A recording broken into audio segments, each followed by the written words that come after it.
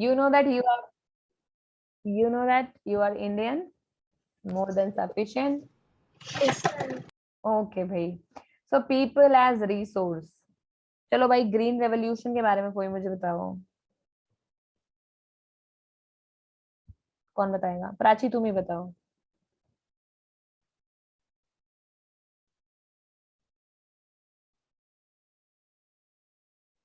Green revolution से ये वाला स्टेटमेंट को जस्टिफाई कर सकता है क्या? Yes ma'am. ये लिखा हुआ है यहाँ पर. ग्रीन रेवोल्यूशन बहुत बड़ा एग्जाम्पल है जिसने हमें ये दिखाया कि just with the help of technology there can be HYV seeds, है कि नहीं? HYV सीड्स को बनाया गया और HYV मैम ये तो लास्ट चैप्टर में पढ़ा. वही तो. और HYV सीड्स की मदद से इम्प्रूव्ड प्रोडक्शन टेक्नोलॉजी यानी मैन्योर का यूज करके, इरिगेशन टेक्नोलॉजीज का यूज करके कितना प्रोडक्टिविटी बढ़ा दिया, है कि नहीं? सेम लैंड पर जहां पर कभी कम उग रहा था, उसी सेम लैंड पे प्रोडक्शन टेक्नोलॉजीज का और HYV सीड्स का, इरिगेशन फैसिलिटीज का यूज करके कितना कुछ चेंज कर दिया. सो that is a typical example of human यानी पीपल रिसोर्स. करेक्ट. किस बाकी सारी चीजें कांस्टेंट है, बट ह्यूमंस ने अपने नॉलेज का यूज करके सिचुएशन को कितना बदल दिया, है कि नहीं? यहीं पर हम पीपल एज अ रिसोर्स इसी रेफरेंस में हम पढ़ने वाले हैं आज. ठीक है, चलो भाई ये इनको देख लेते हैं, ये क्या बात कर रहे हैं आपस में. What is human resource? Is it like land और लेबर? ये लड़की पूछ रही है इस लड़के से कि ह्यूमन रिसोर्स क्या होता है, ये क्या लैंड और लेबर के जैसा है? लड़का बोल रहा है no, it is more than that. Land और labour, this is very common. Human, तो उसने फिर लड़का बोल रहा है what is human capital? It is like rupee, पैसा और dollar. It is more than that. Answer नहीं बता रहा है, ये गोल गोल घुमा रहा है. मोर देन दैट का क्या मतलब है भाई? मोर देन दैट का मतलब बहुत इंपॉर्टेंट है. Correct. So people as a resource is a way of referring to the countries working people. अभी पीपल एज रिसोर्स का मतलब ये नहीं कि तुम भी रिसोर्स हो. तुम रिसोर्स हो? नो मैम, हम रिसोर्स नहीं है। हम you are a resource in making. तुम्हें रिसोर्स बनाने की कोशिश चल रही है, यही कर रही हूं मैं यहाँ पर. I am converting you into a resource. क्योंकि अगर तुम बैल बुद्धि रहोगे, कुछ जानोगे नहीं, तो क्या रिसोर्स बन पाओगे? नहीं. नो कंट्री को कुछ कंट्रीब्यूट करके दोगे? नहीं. No ma'am. और कंट्री के रिसोर्सेज कंज्यूम अलग से कर लोगे. समझ गए? दोगे कुछ नहीं और ले लोगे ढेर सारा. तो पूरी कोशिश कंट्री में क्या होती है? ह्यूमंस को ह्यूमन रिसोर्स में कन्वर्ट करने की. करेक्ट. तो ह्यूमंस अलग हैं, ह्यूमन रिसोर्स अलग है. तो ह्यूमन रिसोर्स कौन है? ये लिखा है सामने. Human resource is countries working people. ठीक है, तो लिखो हेडिंग. पहले चैप्टर का नाम लिखो और फिर लिखो ह्यूमन रिसोर्स. ह्यूमन रिसोर्स के आगे लिखो, ह्यूमन रिसोर्स के आगे डैश लगाओ और लिखो countries working people who have skills and who have productive skills and abilities. Countries working people who have productive skills and abilities. ठीक है, तो वो ह्यूमन रिसोर्स है यानी कंट्री के वो लोग जो काम कर रहे हैं, who have productive skills and capacities. ठीक है, so people as a resource are the working people of country who have productive skills and abilities. लिख लिया? तो पूरी लाइन लिखनी, पूरी लाइन लिख लो. people as a resource are the working people of a country who have productive skills and abilities. Ma'am लिख लिया. लिख लिया? अब इतने सारे प्रोडक्ट. मैम एक और बार बोल दो.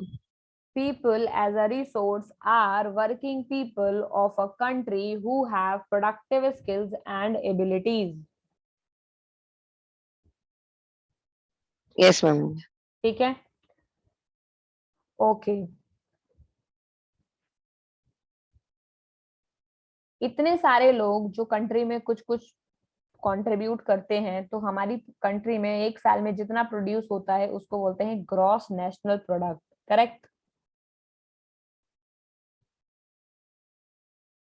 Yes ma'am.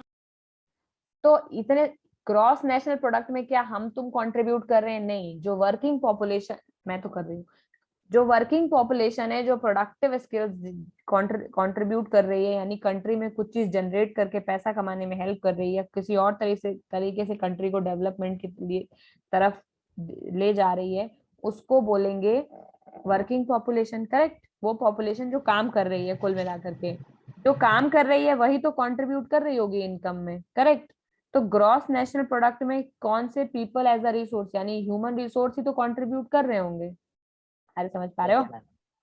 Yes, ma'am. Okay, तो अगला लिखो gross national product. Gross national product is total value of all final goods and services. Gross national product is total value of all final goods and services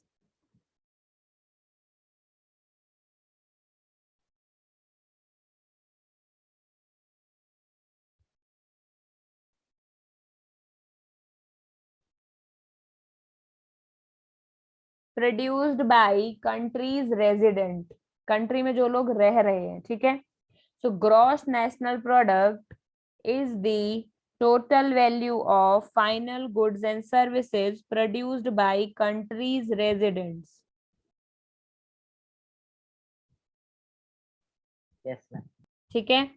कोई बोलेगा ये क्या बोल रहे हैं, जीडीपी से मैच कर रहे हैं, तो बेटा दो टर्म होते हैं, एक तो बोलते हैं जीडीपी ग्रॉस डोमेस्टिक प्रोडक्ट, एक को बोलते हैं ग्रॉस नेशनल प्रोडक्ट। डिफरेंस केवल छोटा सा है। जीएनपी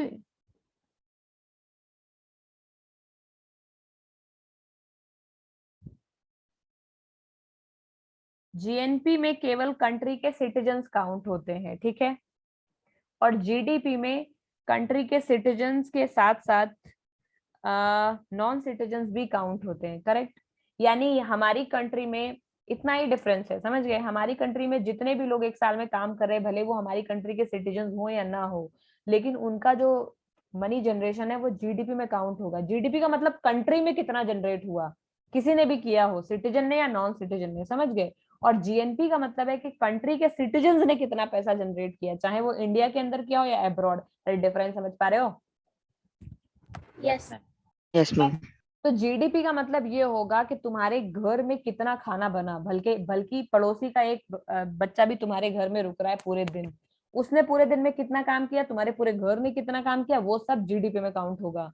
और जीएनपी का मतलब है कि तुम्हारे घर का एक बच्चा पड़ोस के यहाँ चला गया, तो तुम्हारे घर के लोगों ने कितना काम किया और वो पड़ोस में जाके उस बच्चे ने कितना काम किया, वो तुम्हारे घर का जीएनपी है, समझ गए। तो जीएनपी का मतलब कंट्री के सिटीजन्स ने एक साल में कितना पैसा और कितना सामान जनरेट किया, चाहे वो इंडिया में रह के किया या बाहर जाके किया, समझ गए। जीडीपी का मतलब है कि एक कंट्री में टोटल कितना पैसा जनरेट हुआ, चाहे वो तुमने किया या तुम्हारी कंट्री में रहने वाले किसी फॉरेनर ने किया। समझ पा रहे हो? Yes, ma'am. Yes, ma'am. Okay. तो जीडीपी बेटा कंट्री के बॉर्डर के अंदर होती है, समझ गए, बाहर से कोई कनेक्शन नहीं है। कंट्री के बॉर्डर के अंदर जितना भी पैसा जनरेट हुआ एक साल में, किसी इंसान ने मतलब तुम लोगों ने किया या किसी फॉरेनर ने किया, वो जीडीपी है। और ग्रॉस नेशनल का बॉर्डर से कोई कनेक्शन नहीं है। कंट्री के सारे लोगों ने कितना पैसा जनरेट किया, भले ही उनमें से आधे लोग इंडिया में रह रहे हैं और बाकी लोग यूके में रह के पैसा कमा रहे हैं, लेकिन सिंस वो हमारे कंट्री के सिटीजन हैं तो उनका पैसा भी जीएनपी में काउंट होगा। समझ गए? Yes, ma'am. Yes, Ma'am. This is a positive side of a large population that is often overlooked when we look at only the negative side. ठीक है, तो when the existing human resource is further developed by becoming more educated and healthy, we call it human capital formation. समझ गए? तो जब कोई human resource और ज्यादा डेवलप हो जाता है, जब हम उसको एजुकेट कर देते हैं, उसका हेल्थ डेवलप कर देते हैं, एजुकेशन डेवलप कर देते हैं, तो हम उसे ह्यूमन कैपिटल फॉर्मेशन कहते हैं। यानी वो ह्यूमन कैपिटल फॉर्म हो रहा है, वो बन रहा है। तो तुम लोग ह्यूमन कैपिटल फॉर्मेशन में चल रहे हो अभी, ठीक है। और ये आगे जाकर के तुम लोग कंट्री के लिए पैसे कमाओगे, तो कंट्री की प्रोडक्टिव पावर बढ़ेगी, और जिस तरह से फिजिकल कैपिटल बनती है उसी तरह से ह्यूमन कैपिटल बनती है।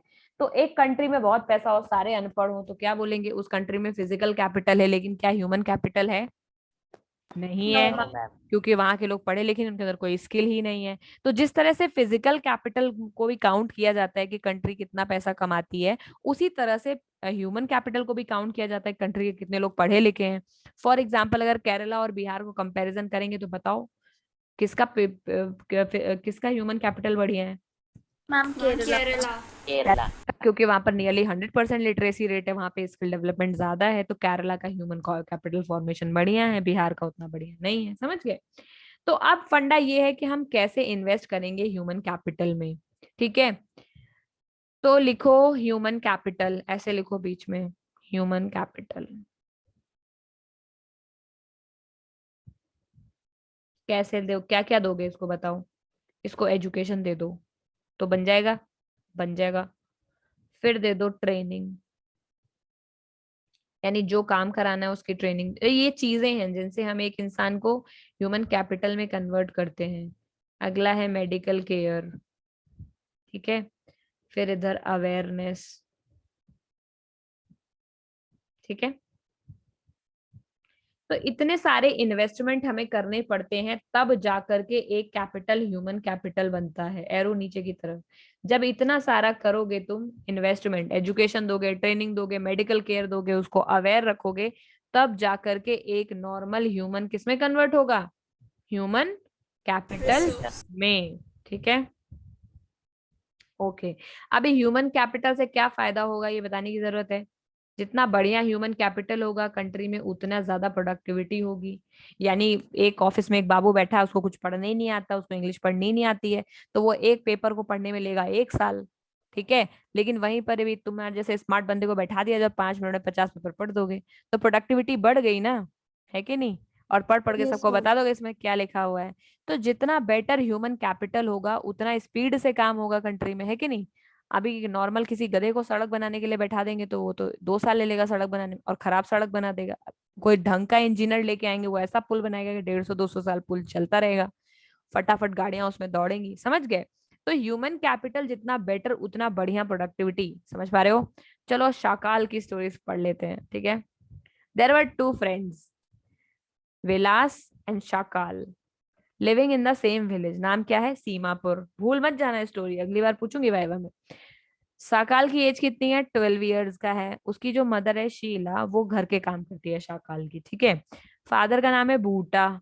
ठीक है, और वो एग्रीकल्चर फील्ड में काम करते हैं। ठीक है, शाकाल अपनी माँ की माँ काम मदद करता है, मतलब घर का काम करने में, और वो अपने छोटे भाई जीतू और सिस्टर सीतू, इन दोनों की देखभाल करता है। उसके जो अंकल है श्याम, वो मैट्रिकुलेशन यानी 10th का एग्जाम पास कर चुके हैं, लेकिन वो घर पर खाली बैठे हुए हैं, उनके पास कोई काम नहीं है। तो ये बताओ, ये ह्यूमन रिसोर्स की तरह काम कर रहे हैं? नहीं। No, ma'am. बूटा और शीला जो है वो ईगर टू टीच शाकाल। तो बूटा और शीला यानी शाकाल के जो मम्मी पापा हैं, वो चाहते हैं शाकाल पढ़े। उन्होंने उसे फोर्स किया कि वो विलेज के स्कूल में जाए, और स्कूल उसने ज्वाइन कर लिया। फिर धीरे धीरे वो पढ़ने लगा और हायर सेकेंडरी एग्जाम उसने कंप्लीट कर लिया। उसके फादर ने फिर उसको आगे कंटिन्यू बोला कि नहीं, और पढ़ो और पढ़ो। तो फिर उसने लोन लिया उन्होंने शाकाल के लिए, और उसे वोकेशनल कोर्स कंप्यूटर में करा दिया। शाकाल अच्छा निकला, और आगे जाकर के उसने मतलब कोर्स अच्छे से कंप्लीट किया। वो बचपन से ही अच्छा था पढ़ने में। फिर उसके बाद उसकी एक जॉब लग गई एक प्राइवेट फर्म में। तो he even designed a new kind of software, और धीरे धीरे वो इतना पढ़ लिख गया कि उसने एक नया सॉफ्टवेयर बना दिया।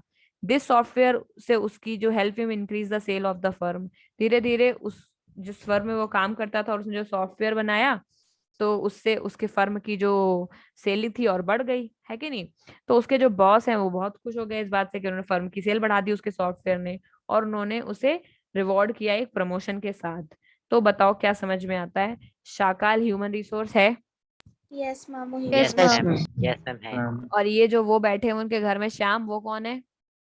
Ma'am, ह्यूमन रिसोर्स वो नहीं है। human resource नहीं है. वो ह्यूमन रिसोर्स नहीं है, he is just taking resources, not giving anything back. Do you want to be a human resource? Yes, ma'am. Yes ma'am. Study properly then. ठीक है, ओके। फिर आगे क्या है? Not only do more educated and healthier people gain through the higher income, society also gain in indirect ways. ठीक है, बोलते हैं कि अभी बोल रहे हैं कैसे हेल्थ और एजुकेशन बढ़ाने से क्या होगा।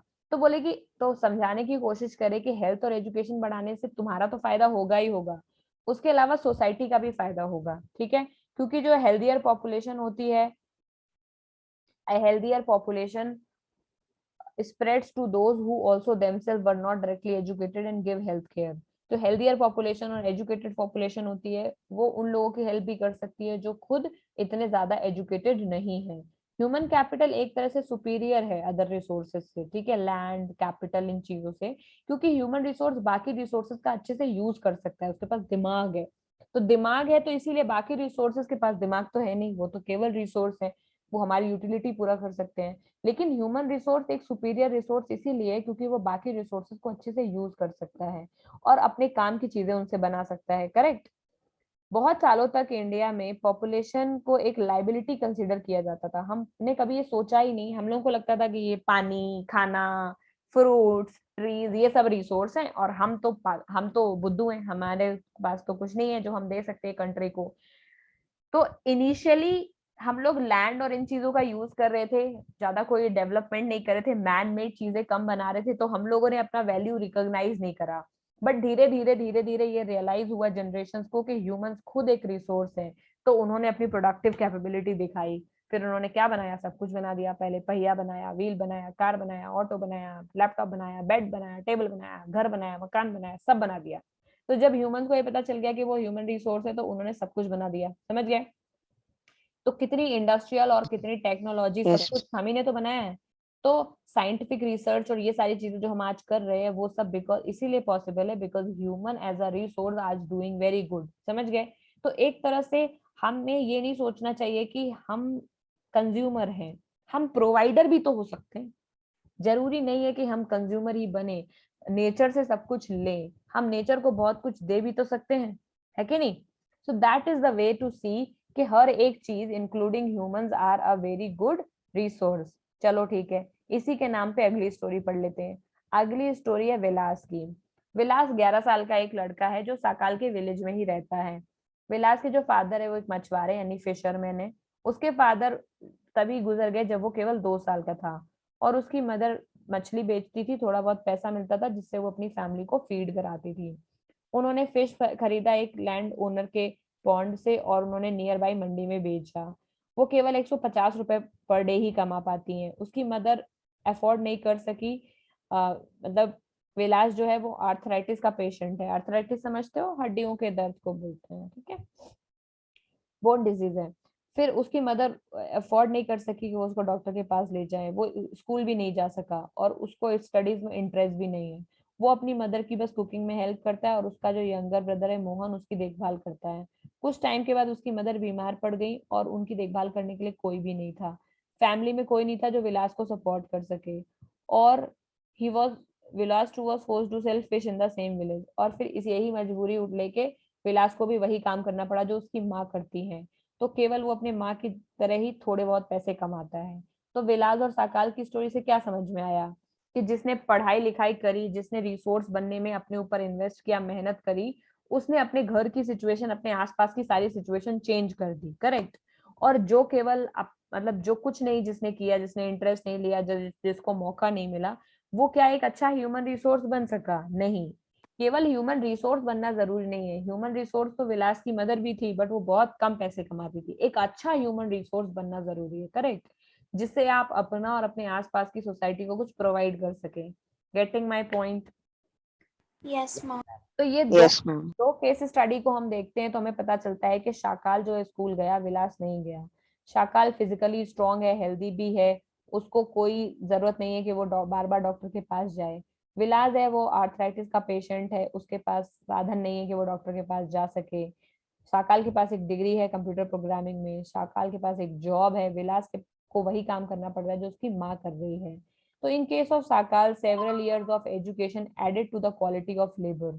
तो शाकाल के केस इतना चेंज क्यों है? क्योंकि शाकाल ने जो इतने सालों तक मेहनत करी, सेवरल इयर्स ऑफ एजुकेशन, इसीलिए पढ़ाया जाता है, इसीलिए education is essential. Several years of जो एजुकेशन है उसने शाकाल का जो क्वालिटी है, शाकाल का जो लेबर है उसे चेंज कर दिया, उसकी प्रोडक्टिविटी को बढ़ा दिया, है कि नहीं? क्योंकि एजुकेशन से ही प्रोडक्टिविटी आती है, और प्रोडक्टिविटी, उसकी प्रोडक्टिविटी से कंट्री का भी फायदा हुआ, कंट्री भी आगे बढ़ी। This in turn pays an individual through salary और in some other form of his choice, उसको सैलरी भी मिली। विलास के केस में कोई एजुकेशन नहीं है, हेल्थ केयर नहीं है early part of his life में। उसने अपनी पूरी जिंदगी मछली बेच के ही बिताई है, और उसकी वो उतनी ही सैलरी कमाता है जितना एक अनस्किल्ड लेबर जैसे कि उसकी मदर कमाती थी। तो इससे हमें ये पता लगता है कि ह्यूमन रिसोर्स में इन्वेस्टमेंट करना कितना जरूरी है, ठीक है। तो इसीलिए ह्यूमन रिसोर्स बनाने के लिए अगर कोई बोले कि हेल्थ भी जरूरी है, करेक्ट, आर्थराइटिस का पेशेंट उतना ज्यादा काम नहीं कर सकता जितना एक नॉर्मल हेल्दी इंसान कर सकता है, तो अपनी बॉडी का ख्याल रखना बहुत जरूरी है। At the same time education जो काम कर सकती है वो काम नॉर्मल और चीजें नहीं कर सकती, करेक्ट। तो हेल्थ, एजुकेशन, एनवायरनमेंट, ये सारी चीजें देना बहुत जरूरी है, ठीक है। तो अगर आज की डेट में ऐसा माना जाता है कि अगर हम आज की डेट में ह्यूमन रिसोर्स में इन्वेस्ट करेंगे तो हमें फ्यूचर में उसका हाई रेट ऑफ रिटर्न मिलता है, ठीक है। तो ये इन्वेस्टमेंट ऐसा ही है जैसे कि लैंड और कैपिटल में जिस तरह से हम इन्वेस्ट करते हैं हाई रिटर्न के लिए, कि आज हम लैंड खरीदेंगे तो 10 सालों के बाद उतना हो जाएगा, वही चीज हमें ह्यूमंस के साथ भी करनी है। क्यों? क्योंकि ह्यूमन, आज कोई ह्यूमन को तुमने पढ़ाया, क्या पता कल जाकर के वो एक अलग मशीन ही बना दे, एक ऐसी मशीन बना दे जिससे अपने आप सारे काम होते रहे, सबके दिमाग में अपने आप सब फिट हो जाए, जो भी पढ़ना है बस एक हार्ड डिस्क लिया, नहीं एक पेन ड्राइव लिया, लगाया, चिप, खत्म काम। तो जितना बढ़ाएंगे उतना ज्यादा सोसाइटी का फायदा भी तो होता है। तो इक्वल को कोई ऐसा ह्यूमन, अगर आइंस्टाइन नहीं होते या बाकी साइंटिस्ट नहीं होते तो क्या हम जितना आज आगे बढ़ पाए उतना बढ़ पाते? कोई No, ma'am. कोई एसी नहीं बनाता तो गर्मी में ही बैठते तुम लोग, करेक्ट। तो हमें भी कुछ ऐसा करना चाहिए कि आगे के फ्यूचर्स को, जनरेशन को फायदा हो। लेकिन हम क्या सोचते हैं, जितना है बहुत है, एंजॉय कर लेते हैं, समझ गए। So this is the difference between a progressive thinking and a regressive thinking. Regressive thinking ये बोलेगा आपको कि जो आप कर रहे हैं उसका कोई फायदा नहीं है। प्रोग्रेसिव थिंकिंग ये है कि हम अपने लिए नहीं किसी और के लिए कर रहे हैं, करेक्ट, क्योंकि किसी ना किसी ने हमारे लिए किया है। somebody has done something, तभी हम आज वहां बैठे हैं जहां हम बैठे हैं, वरना मछली बेच रहे होते, ठीक है। तो हमें भी कुछ ऐसा करना चाहिए कि आगे की जनरेशन फोर्स या उस तरह की प्रॉब्लम्स वो झेले नहीं, ठीक है। फिर आगे भी यही बेटा, यही सब बातें हैं, जैसे एक बच्चा है, उसके एजुकेशन और हेल्थ पर अगर इन्वेस्ट किया जाएगा तो फ्यूचर में उसका हाई रिटर्न मिलेगा, करेक्ट, क्योंकि वो बच्चा बड़ा होगा तो ज्यादा पैसे कमाएगा, सोसाइटी को ज्यादा चीजें कंट्रीब्यूट करेगा। एजुकेटेड पेरेंट्स हैं, ऐसा देखा जाता है कि वो बच्चों की एजुकेशन पे बहुत पैसा खर्चा करते हैं, करेक्ट। कुछ मिले या ना मिले, बुक्स मांगो तो कभी मना नहीं हो सकता। This is because they have realised the importance of education for themselves, क्योंकि उन लोगों ने खुद भी एजुकेशन का इम्पोर्टेंस समझते हैं, इसीलिए वो हमें फोर्स करते हैं। तो जो लोग सोच रहे हैं कि उनके मन पर बहुत ज्यादा पढ़ने के लिए फोर्स करते हैं, उनको ये लाइन 2-3 बार पढ़नी चाहिए, करेक्ट। बिकॉज वो आपसे बहुत बड़े हैं, उन्होंने अपने एक्सपीरियंस के थ्रू ये रियलाइज करा है कि आगे जाकर के आपका एजुकेशन ही, यानी आपका स्किल, एजुकेशन का मतलब रट्टाफिकेशन नहीं है कि रट लिया और हो गया, आ गया समझ। तो ऐसी चीज जो आपने सीख ली वो जिंदगी भर आपके काम आएगी। They are also conscious of the proper nutrition and hygiene, जिनके मम्मी पापा जबरदस्ती खिलाते हैं वो, उनको ये लाइन पढ़ना चाहिए। उनको पता है कि प्रॉपर न्यूट्रिशन से क्या फायदा होता है, प्रॉपर हाइजीन मेंटेन करने से अच्छा हेल्थ रहता है, और अच्छे हेल्थी हेल्दी हेल्दी बॉडी में ही हेल्दी माइंड रहता है, करेक्ट। अगर बॉडी हेल्दी नहीं रहेगी तो माइंड भी नेगेटिव ही रहता है। They accordingly look after their children needs for the education at school and good health. इसीलिए ऐसे जो पेरेंट्स हैं जो कि हाईली एजुकेटेड हैं, वो अपने बच्चों के स्कूल का और हेल्थ का अच्छा ध्यान रखते हैं, करेक्ट। सो ये साइकिल आगे चलती जाती है, फिर उनके बच्चे स्मार्ट बनेंगे तो वो अपने बच्चों का ख्याल रखेंगे, और इस तरह से सोसाइटी बढ़ती जाएगी। तो ये विशियस साइकिल है, और ये एक विशियस साइकिल है जो प्रोग्रेसिव चल रही है, अच्छा और अच्छा, उनका बच्चा उससे अच्छा, उनका बच्चा उससे अच्छा, करेक्ट। फिर एक विशियस साइकिल है जो नेगेटिव चल रही है, डिसएडवांटेज पेरेंट्स वाली, जो खुद ही अनएजुकेटेड है, उनके पास खुद हाइजीन नहीं है, और वो अपने बच्चों को भी उतना ही अनएजुकेटेड रखते हैं, फिर उनके बच्चे अपने बच्चों को और उतना ही अनएजुकेटेड रखते हैं, करेक्ट। तो आप चाहो तो प्रोग्रेसिव साइकिल चला सकते हो, चाहो तो रिग्रेसिव साइकिल चला सकते हो। Countries like Japan has invested in human resource, ठीक है। जापान ने ह्यूमन रिसोर्स में बहुत इन्वेस्ट किया है। उनके पास कोई नेचुरल रिसोर्स भी नहीं है, बल्कि बहुत सारी कंट्रीज ऐसा बोलते हैं ह्यूमन रिसोर्स वो रिसोर्स है जो नेचुरल रिसोर्स का यूज करके कुछ नया बनाते हैं, करेक्ट। बट जापान के पास ज्यादा नेचुरल रिसोर्स नहीं है। इनफैक्ट उस कंट्री में तो फ्रीक्वेंटली अर्थक्वेक्स आते हैं, ठीक है। They did not have natural resource, country is, फिर भी ये जो कंट्रीज है वो अभी भी डेवलप्ड है, ठीक है, क्योंकि उन्होंने नेचुरल रिसोर्स को इंपोर्ट किया, जहां से जो नेचुरल रिसोर्स उनकी कंट्री में जरूरत था, मेटल्स वगैरह का, वो सब उन्होंने इंपोर्ट किया, फिर उन्होंने उस पे काम किया, लोगों को इतना पढ़ाया, एजुकेशन में और हेल्थ में, कि ये सारे लोगों ने अदर रिसोर्सेज का बहुत एफिशिएंट यूज किया। उनके पास जमीन बहुत कम है लेकिन वो वर्टिकल फार्मिंग करते हैं, जैसे हम लोग अपार्टमेंट में रहते हैं ना, वैसे ही वो एक फ्लोर के ऊपर दूसरे फ्लोर में खेती कर लेते हैं। उन्हें हमें हमारी तरह लैंड की जरूरत भी नहीं है, ठीक है। और उनने लैंड और कैपिटल का बहुत बढ़िया यूज किया है, एफिशिएंसी एंड द टेक्नोलॉजी। उन्होंने इतना टेक्नोलॉजी, ये सारी चीजें इतने अच्छे से इवॉल्व किया है कि वो कम रिसोर्सेज से भी ज्यादा प्रोडक्टिविटी ले लेते हैं, ठीक है। समझ पा रहे हो? Yes, ma'am. Yes, ma'am. तो ह्यूमन Yes, रिसोर्स ma'am. एक ऐसा रिसोर्स है कि उस अगर वो बहुत अच्छे से डेवलप्ड है तो उसके अलावा अगर बाकी रिसोर्स इतने अच्छे से नहीं भी डेवलप्ड है तब भी वो कम में ही बहुत ज्यादा प्रोडक्टिविटी ला करके एफिशिएंट यूज कर लेगा, करेक्ट। फॉर एग्जाम्पल, अगर ह्यूमन रिसोर्स बहुत अच्छे से डेवलप्ड होंगे तो भले ही हमारी कंट्री में पानी कम हो, लेकिन वो लोग फिर पानी का जुडिशियस यूज करेंगे, 2-2 घंटे शावर में नहीं खड़े रहेंगे, है कि नहीं। अगर अच्छे अवेयर ह्यूमन रिसोर्सेज रहेंगे तो कंट्री कम रिसोर्सेज में भी बहुत ज्यादा डेवलप कर सकती है अगर ह्यूमन रिसोर्स प्रॉपरली डेवलप्ड है। इसीलिए human resource are the most important resource.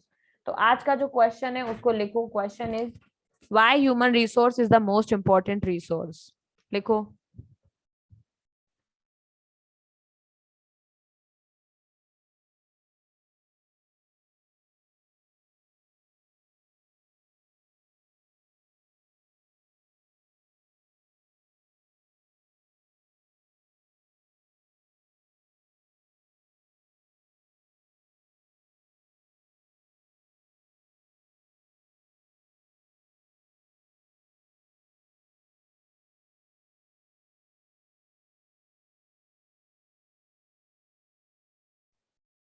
लिख लिया? Yes, ma'am. Yes, ma'am. तो इसको अच्छे से लिख के लाना, एकदम बढ़िया चमकता हुआ आंसर। ऐसे रोते धोते कोई नहीं लिखेगा कि आधे आधे लाइन में लिख दिया। Work like a human resource कम से कम इस चैप्टर में तो करो, ठीक है। फिर आगे है, अब मैं पढ़ पढ़ के थक गई, अब तुम लोग पढ़ोगे। रुद्र पढ़ना शुरू करो। Economic activities by men and women. Like Vilas and Sakal, people have been engaged in various activities. We saw that Vilas sold fish and Sakal got a job in the firm.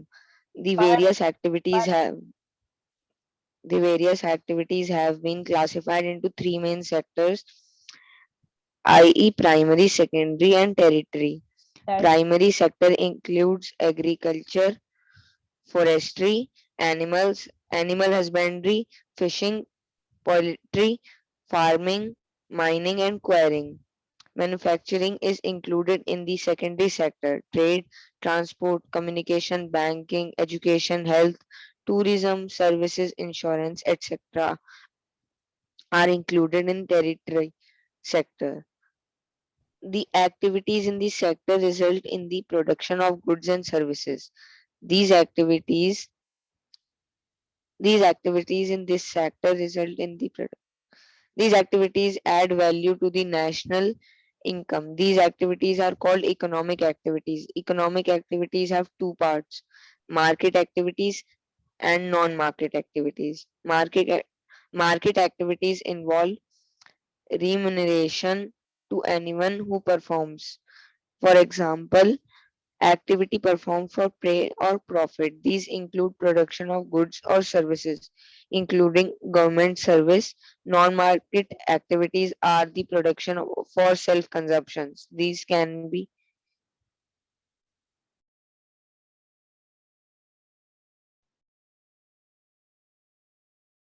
Ma'am slide scroll करो। कर रही हूँ, 1 minute. हाँ, क्या बोल।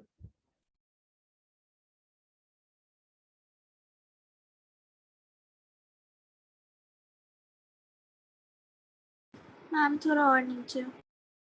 हाँ, इतना ही पढ़ना है अभी। ओके। तो पहली बात तो ये जो लिखा हुआ है, दिस दिस इज टर्शियरी। क्या है? टर्शियरी। पढ़ाऊंगी तब मुझे अच्छा हुआ समझ आ गया कि पढ़ाना है। खुद पढ़ती रहती हूँ, तुम लोग ध्यान नहीं देते हो ना वर्ड्स पर। दूसरा ये है कि एक और वर्ड था, कहाँ गया कहाँ गया कहाँ गया। Okay, this is remuneration. इसका मतलब होता है वेज यानी मनी यानी पैसा यानी सैलरी, ठीक है। तो देखो जितनी भी इकोनॉमिक एक्टिविटीज यानी जितने भी काम हम करते हैं वो 3 सेक्टर्स में डिवाइडेड हैं। ये 8th में भी पढ़ा होगा तुम लोगों ने, करेक्ट। पहला सेक्टर है प्राइमरी, दूसरा है सेकेंडरी और तीसरा है टर्शियरी। ठीक है, तो लिखो various economic activities are divided into 3 main sectors या सेक्टर्स ऑफ इकोनॉमी। हेडिंग डालो sectors of economy, sectors of economy, और लिखो various economic activities are divided into 3 main sectors. ठीक है, 3 मेन सेक्टर्स में ऐसा बनाना है तुम लोगों को, लिखना कैसे है, various economic activities are divided into 3 main sectors, ऐसे बनाना है यहाँ पर, ऐसे प्राइमरी, सेकेंडरी और टर्शियरी, ऐसे लिखना है। ठीक है,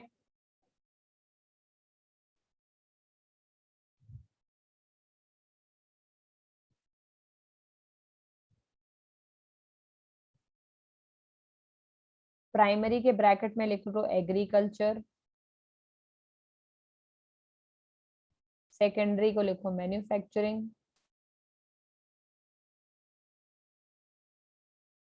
टर्शियरी में लिखो सर्विसेज।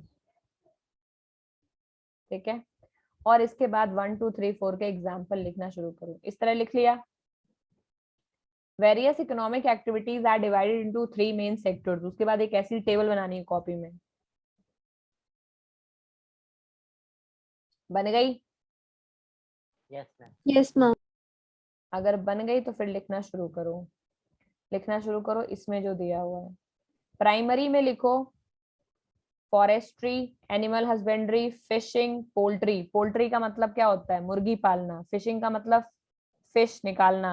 एनिमल हस्बेंड्री, जानवरों को पालना। फार्मिंग का मतलब हॉर्टिकल्चर से खेती वगैरह। माइनिंग, एग्रीकल्चर का मतलब खेती होता है। फार्मिंग का मतलब प्लांटेशन कर सकते हो, फ्रूट्स उगाना। माइनिंग और क्वेरिंग का मतलब दोनों ही तरीके हैं और में यानी मिनरल्स को निकालने के लिए। क्वेरिंग में आप ऊपर ऊपर खोदते हैं, माइनिंग में थोड़ा नीचे जाकर के लेके आते हैं मिनरल्स को। ठीक है, लिखो सारे। मैन्युफैक्चरिंग में नाम लिखना शुरू करना है, trade, transport,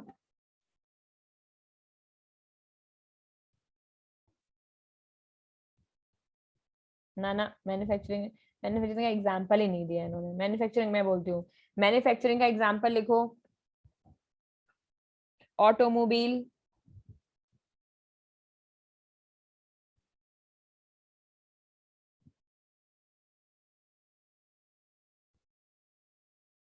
Yes, ma'am. Furniture making, electronics making. कोई भी चीज बनाते हैं ना तो उसे मैन्युफैक्चरिंग में रखते हैं। ठीक है, furniture making, electronics making, building, constructions.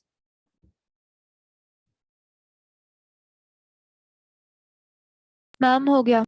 ठीक है, टर्शरी में लिखना है transport, communication, banking, education, health. Tertiary में लिखना है transport, communication, banking, education, health, tourism, insurance.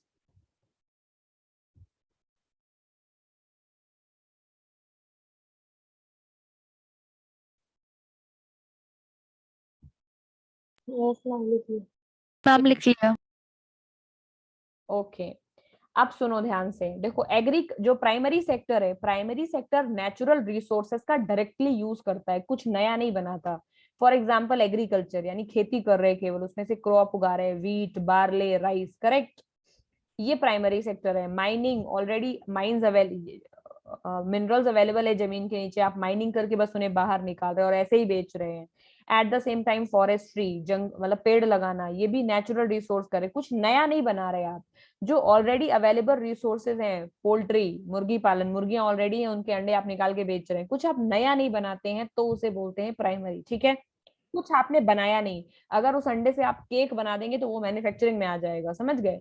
मुर्गी पालना, मुर्गी के अंडे एज इट इज बेचना, माइनिंग करके माइन बेचना, पेड़ लगाना, खेती करना, ये सारी चीजें जो हैं ये हैं प्राइमरी एक्टिविटीज। प्राइमरी एक्टिविटीज से जितने भी रिसोर्सेज मिले हैं, अंडे मिले हैं अभी तक, दाल चावल मिले हैं और पेड़ मिले हैं, इनका यूज करके कुछ भी बना दोगे तो वो मैन्युफैक्चरिंग हो जाएगा। फॉर एग्जाम्पल पेड़ का यूज करके सोफा बना दिया, बेड बना दिया, है कि नहीं। फिश का यूज करके कैंड मीट बना दिया, कैन वाला जो पैक्ड रहता है। पोल्ट्री का यूज करके तुमने वहां पर चिकन बना दिया, तो चिकन मैन्युफैक्चरिंग में आ जाएगा। फिर तुमने उसका यूज करके वहां पे ऑमलेट बना दिया, एग से एग केक बना दिया, तो ये सब क्या है? मैन्युफैक्चरिंग। यानी मैन्युफैक्चरिंग का मतलब होता है कि प्राइमरी सेक्टर से जो भी हमें रिसोर्सेज मिले उनका यूज करके कुछ नया बना दे। Sofa, TV, tablet, door, building, mat, चप्पल, जूते, जो समझ में आता है, जो आसपास दिख रहा है, जो मैन मेड है, वो सब क्या है? मैन्युफैक्चरिंग है। लेकिन जो प्राइमरी है, it is not man made, it is directly using natural resources. समझ पा रहे हो? फिर अगला है tertiary sector. Tertiary sector in दोनों यानी प्राइमरी और सेकेंडरी सेक्टर की वैल्यू को बढ़ाता है। कैसे? मार्केटिंग करके, यानी फोन कर करके रोज रोज कॉल सेंटर वाले फोन करते हैं, सर आपको लोन तो नहीं चाहिए, सर आपको होम लोन तो नहीं चाहिए, सर आपको कार लोन तो नहीं चाहिए, आपको एजुकेशन लोन तो नहीं चाहिए। वो सब क्या करे? तुम्हारा एडवर्टीजमेंट करे ना, तुमने जो चीज बनाई है। आपको फ्रेश वेजिटेबल्स तो नहीं चाहिए, आपको हम घर में भिजवा देंगे, आपको घर से उठा ले जाएंगे। इस तरह की जो बातें करते हैं वो क्या करते हैं? ये करते हैं टर्शरी सेक्टर वाले। यानी टर्शरी सेक्टर कुछ बनाता नहीं है, बनाता केवल मैन्युफैक्चरिंग सेक्टर ही है। टर्शरी सेक्टर उसका ब्रांड एडवर्टीजमेंट कर देता है। करेक्ट? तो इसी तरह टूरिज्म, ये तो सर्विसेज देना, हॉस्पिटैलिटी, हेल्थ की, उसके अलावा कहाँ पर ये होटल्स वगैरह में हम जाते हैं, रिजॉर्ट्स वगैरह में जाते हैं, तो जो हमें सर्विसेज मिलती हैं, वो जो कपड़े पहन के खाना लेके आते हैं हमारे पास और उसके लिए वो 200-300 ले जाते हैं, वो क्या है? सर्विसेज है। करेक्ट? तो बैंकिंग, इसी तरह मैं तुम्हें पढ़ा रही हूँ, मैं कुछ बना तो नहीं रही हूँ, I am converting into a human resource, but मैं कोई चीज नहीं बना रही हूँ, ऐसी चीज जो तुम छू सको, ना तो फोन, ना तो लैपटॉप, ना तो watch. So what am I doing? I am giving you a service. Correct? कुछ बोल रही हूँ और तुम सुन रहे हो, बस इतना ही तो है। तो उसके लिए क्या चार्ज होता है? पैसा, money money money from all the sides, है कि नहीं? तो फॉर जो भी टर्शरी सेक्टर है, this is all about adding to the primary और सेकेंडरी सेक्टर। ठीक है? उसमें चीजों को और बढ़ा देते हैं। तो जितनी भी चीजें जो सर्विसेज हम लेते तो हैं, बट वो कोई बनाता नहीं है। बैंकिंग, बैंक तुम्हें कुछ बना के नहीं देती, तुम्हारा पैसा रखती है केवल। करेक्ट? उस पैसे को केवल रख रहे, वो एक ऐसी सर्विस है, वो जो तुम्हें दे रहे, तुम्हारा पैसा रखेंगे, कुछ टाइम बाद तुम्हें इंटरेस्ट देंगे उस पर। तो ऐसी सर्विसेज जो कि प्राइमरी और सेकेंडरी में बनी हुई चीजों से जो पैसा है उसकी वैल्यू बढ़ा दी बैंकिंग ने। करेक्ट? सेम काम एजुकेशन ने किया। प्राइमरी और सेकेंडरी सेक्टर में जितनी नॉलेज थी उसको टर्शरी सेक्टर ने बढ़ा दिया, टीचिंग ने और बढ़ा दिया उस चीज को, लोग और ज्यादा चीजें जानने लगे। तो प्राइमरी और सेकेंडरी सेक्टर से जो भी चीजें हमें मिलती है उसकी वैल्यू को कौन बढ़ा देता है? Tertiary sector. Banking, education, health, tourism, ये सारी चीजें जो बढ़ाती हैं वैल्यू को, कुछ बनाते नहीं है टर्शरी सेक्टर, उसको बोलते हैं टर्शरी सेक्टर। ठीक है? तो टर्शरी सेक्टर में दो तरह की एक्टिविटीज है, मार्केट एंड नॉन मार्केट। समझ गए? मार्केट एक्टिविटीज जो है वो प्रॉफिट के लिए की जाती हैं। ठीक है? गवर्नमेंट सर्विस हो गई। नॉन मार्केट एक्टिविटीज हैं वो खुद के कंजम्पशन के लिए की जाती हैं। फिलहाल इतना ही, नीचे का जानने का जरूरत नहीं है। प्राइमरी, सेकेंडरी, टर्शरी पता चल गया? Yes, ma'am. Yes, Okay. ma'am. तो आई थिंक अभी आज के लिए हम इतना ही रखते हैं। आगे हम चलेंगे क्वालिटी ऑफ पॉपुलेशन, उसके पहले शीला की और गीता की स्टोरी है वो पढ़ेंगे थोड़ा। ठीक है? ठीक है। So I think that will be all for today guys. ठीक है? किसी को कुछ पूछना है इसमें? क्वेश्चन मैंने बता ही दिया है क्या करके लाना है। Yes, ma'am.